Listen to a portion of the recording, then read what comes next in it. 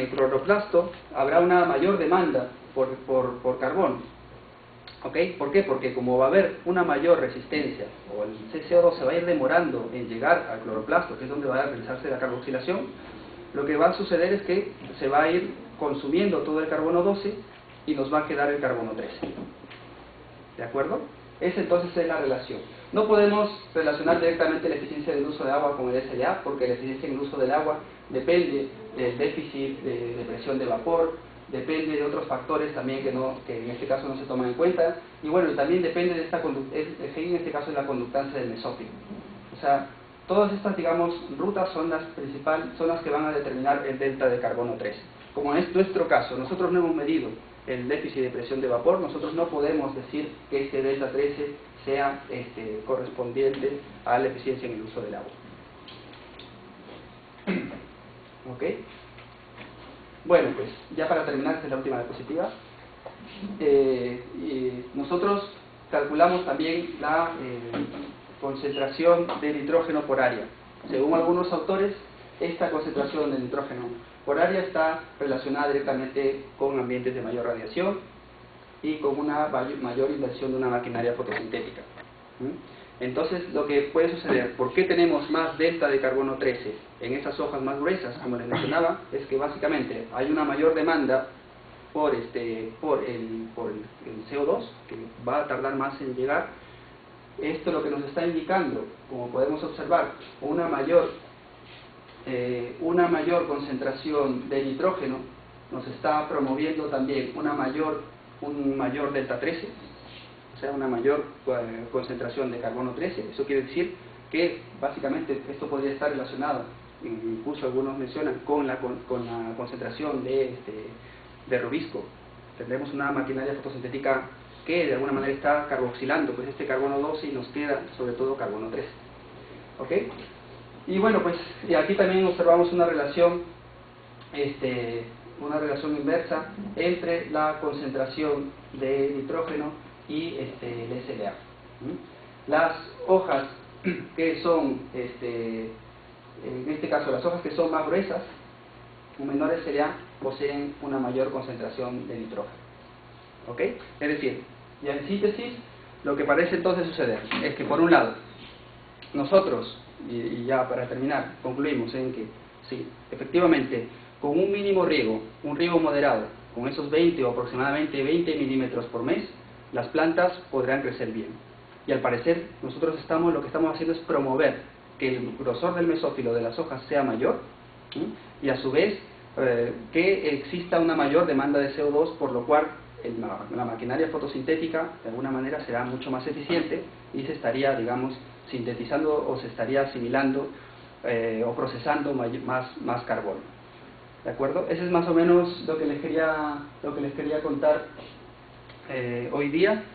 Y este trabajo ha sido realizado gracias a un conjunto de personas que me permitieron estudiar el Arrayán, entre ellos la tesista, bueno, Daniel también, que estuvo en el campo conmigo, Luis Balaguer de la Universidad Complutense de Madrid, y Percy Jiménez, Luis Villegas, Aldo Ortega y Carmelo Talavera de la Universidad de San Agustín. Bueno, pues no sé si hay alguna pregunta o algo.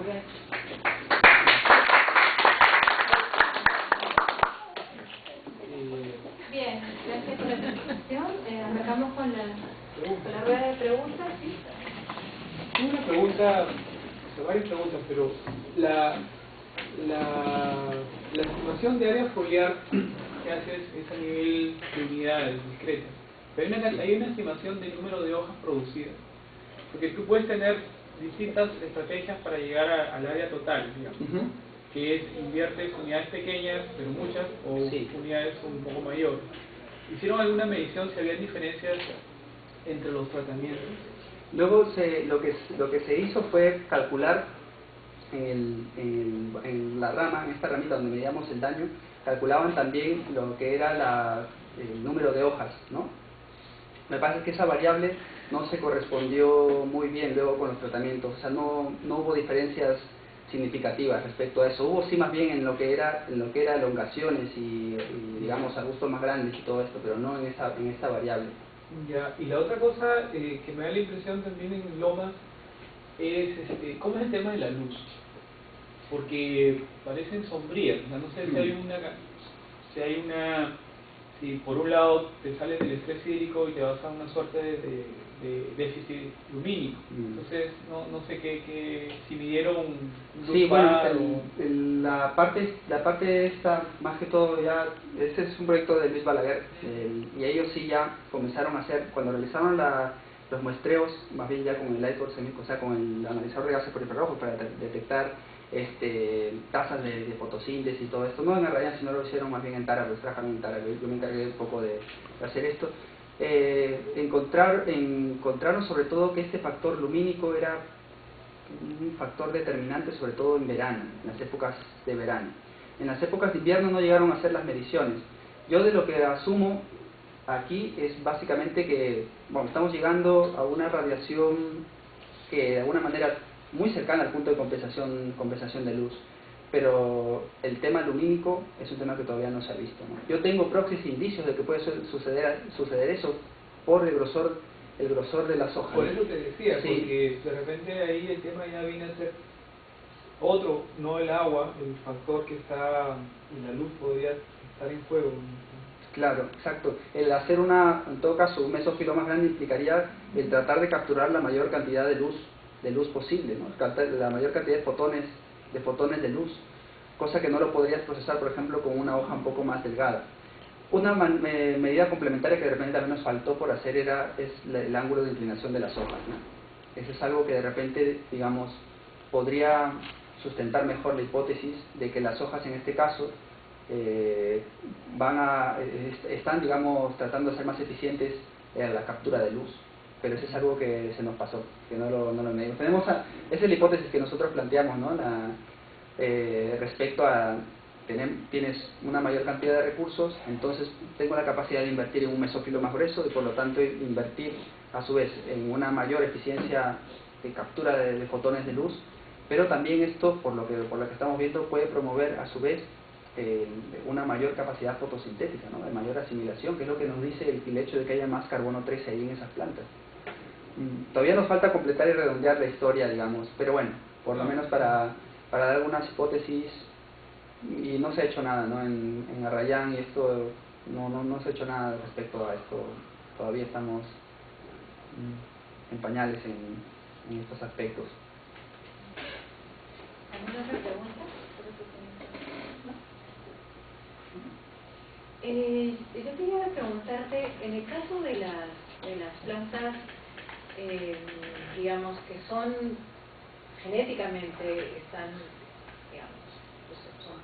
viven en zonas desérticas, de por sí tienen ya las hojas gruesas, independientemente de un poco la cantidad de agua que le echen. Entonces, no sé, en el caso de la Arrayán, ¿son ya, digamos, de este tipo de plantas o es que se han ido adaptando? Sí, la Arrayán es un esclerófilo, como habíamos visto ahí, se encontraba con índices, el inverso del área específica foliar es un índice de esclerofilia, ¿no? O sea, si las hojas más coriáceas, ¿no?